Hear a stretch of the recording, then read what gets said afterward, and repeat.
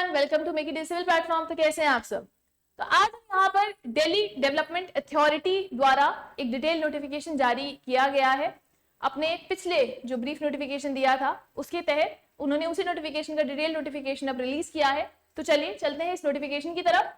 जैसे कि आप यहाँ पे देख पा रहे होंगे, जो इंपॉर्टेंट डेट्स दी गई हैं वो दी गई हैं आपकी 6 अक्टूबर 2025, जो कि आपका स्टार्टिंग डेट है ऑनलाइन रजिस्ट्रेशन का, और लास्ट डेट रहने वाला है आपका 5 नवंबर 2025 के अराउंड।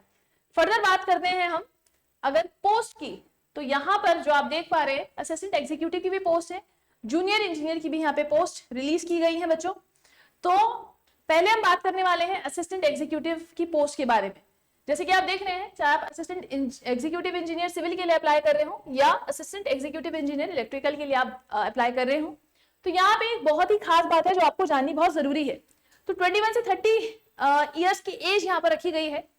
टोटल 10 पोस्ट है यहाँ पे, जिसमें 7 पोस्ट आपके अनरिजर्व कैटेगरी के लिए है। अब समझने वाली बात यह है, कुछ बच्चे आप में से ऐसे जरूर होंगे जिन्होंने ईएससी का पेपर दिया होगा और वो इंटरव्यू तक भी पहुंचे होंगे, पर किसी कारणवश उनका जो फाइनल लिस्ट है सिलेक्शन वाली, उसमें नाम नहीं आ पाया। तो ऐसे बच्चों को यहाँ पे डायरेक्टली रिक्रूट किया जा रहा है विदाउट एग्जामिनेशन। तो अगर आप में से कोई भी ऐसा बच्चा है तो वो इसमें डायरेक्टली अप्लाई कर सकता है। किन्हीं भी कारणों की वजह से अगर आपका उस टाइम पे सिलेक्शन नहीं हुआ तो ये बहुत गोल्डन अपॉर्चुनिटी हो सकती है आप लोगों के लिए, ठीक है ना। तो ये था आपका असिस्टेंट एग्जीक्यूटिव पोस्ट के लिए। फर्दर बात करते हैं जूनियर इंजीनियर की। तो एज रखी गई है यहाँ पे 28 से 27 साल, 18 से 27 साल की उम्र रखी गई है यहाँ पे। डिप्लोमा इन सिविल इंजीनियरिंग मांगा गया है यहाँ पे, पर बीटेक वाला अगर कोई छात्र है या छात्रा है तो वो भी इस फॉर्म को यहाँ पर भर सकती है। टोटल पोस्ट यहाँ पे 104 है, जिसमें 45 आपकी अनरिजर्व कैंडिडेट के लिए रिजर्व रखी गई है। फर्दर जूनियर इंजीनियर मैकेनिकल की और इलेक्ट्रिकल की बात करें तो यहाँ पर भी एज लिमिट 18 से 27 साल है। बीटेक और डिप्लोमा दोनों ही छात्र छात्राएं यहाँ पे अप्लाई कर सकते हैं। 67 कुल पोस्ट है, जिसमें से 32 पोस्ट आपकी जनरल कैटेगरी के लिए यहाँ पे बच्चों रखी गई है। फर्दर बात करते हैं हम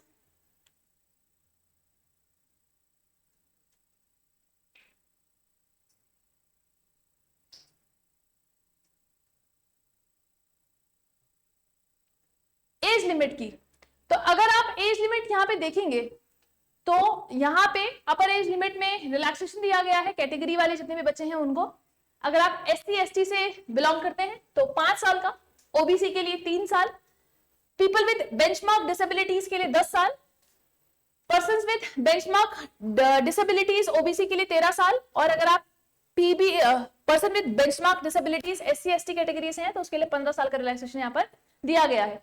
इसी तरीके से फर्दर आपके रिलैक्सेशन भी दिए गए हैं डिपार्टमेंटल कैंडिडेट्स के लिए, ग्रुप ए बी के लिए, ठीक है ना, विडोज के लिए, डाइवोर्स वुमेन्स के लिए। तो अलग अलग कैटेगराइजेशन में यहाँ पे रिलैक्सेशन दिए गए हैं, ठीक है। फर्दर बात करते हैं एजुकेशन क्वालिफिकेशन की।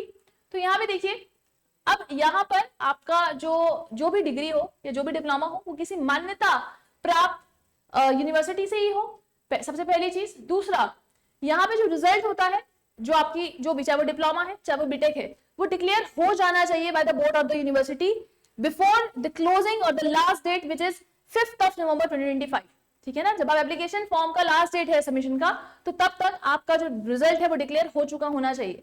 ऐसा नहीं है कि आप पेपर देके आ रहे हो उसके बाद आपका रिजल्ट डिक्लेयर हो रहा है, तो ये मतलब आप भर नहीं पाएंगे इस फॉर्म को इन कंडीशंस पे।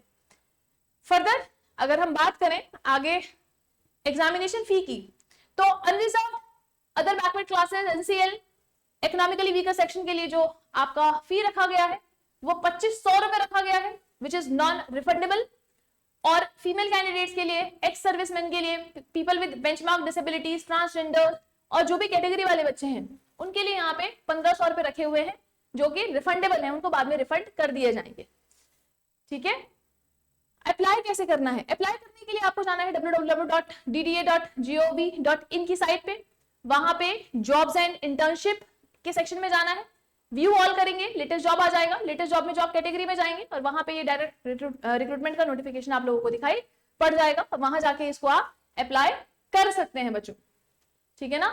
तो ये कुछ इंपॉर्टेंट डिटेल्स थी इस उसके बारे में। थोड़ी और जानकारी इसके बारे में लेते हैं, थोड़ा और आगे बढ़ते हैं। जैसे कि आप यहाँ पे देख पा रहे होंगे, जो मैंने आप लोगों को बताया था, असिस्टेंट एग्जीक्यूटिव इंजीनियर सिविल और इलेक्ट्रिकल, अगर आप इस पोस्ट के लिए अप्लाई कर रहे हैं तो eligible aspirant selection will be made through the non-recommended candidate list available on the UPSC Pratibha Setu portal for the candidates who qualified all the stages, prelims, mains and interview of UPSC Engineering Service Examination 2024 in respective disciple but didn't make it to the final list. जो मैं आपको बता रही थी, तो आप यहाँ पर भी वो exactly पढ़ सकते हैं। फर्दर बात करते हैं पेपर पैटर्न की। तो जैसे कि आप लोगों को दिख रहा है, यहाँ पे जूनियर इंजीनियर सिविल और इलेक्ट्रिकल मैकेनिकल के लिए जो पेपर पैटर्न रहने वाला है, सिंगल स्टेज सीबीटी रहने वाला है, जिसमें 150 क्वेश्चन आप लोगों के पूछे जाएंगे। 100 क्वेश्चन आपके टेक्निकल रहने वाले हैं और बाकी के जो 50 क्वेश्चन हैं वो आपके पार्ट 2 से आने वाले हैं, जिसमें 10 मार्क्स का रीजनिंग, 10 का क्वांट, 10 का जनरल अवेयरनेस, 10 के इंग्लिश नॉलेज और इंग्लिश लैंग्वेज और 10 का आपका कंप्यूटर नॉलेज यहाँ पर चेक किया जाएगा। तो इन ऑल यहाँ पे 150 क्वेश्चन आपको 2 घंटे के अंदर अंदर सॉल्व करने पड़ेंगे। 100 मार्क्स आपके डिसाइपल के रहेंगे, 50 मार्क्स आपके नॉन टेक के रहेंगे, जिसमें ये 5 चीजें पूछी जाएंगी। सिंगल स्टेज सीबीटी है, तो ऐसे एग्जाम को क्रैक करना कंपैरेटिवली इजी होता है to that of the other examination. अगर हम वेटेज की बात करें तो यहाँ पे जो आपका सीबीटी रहने वाला है उसका 85% वेटेज रहेगा और इंटरव्यू जहां पे भी अलाउड है, आप में तो जूनियर इंजीनियर में तो नहीं है, पर जिन भी उसके लिए अलाउड है, तो इंटरव्यू के 15 मार्क्स यहाँ पे कंस्टिट्यूट किए मतलब लिए जाएंगे आपके ओवरऑल सिलेक्शन में। तो इंटरव्यू आपको क्वालिफाइंग नेचर का रहेगा इनकेस अगर आपके उसमें इंटरव्यू है तो मेरिट का प्रिपरेशन देखिए, मिनिमम क्वालिफाइंग मार्क्स जो रहने वाले हैं अनरिजर्व के लिए 40%, एससी के लिए 30, एसटी के लिए 30, ओबीसी के लिए 35 एंड इकोनॉमिकली वीकर सेक्शन के लिए 35% यहाँ पर रहने वाला है मेरिट प्रिपरेशन में। तो ये थी कुछ महत्वपूर्ण जानकारियां आपके डीडीए जेई के रिगार्डिंग। आई होप आपको ये समझ में आए और आप फॉर्म अच्छे से भरे और एग्जाम में अच्छे से दें। All the best to all of you. आज के लिए इतना ही, धन्यवाद।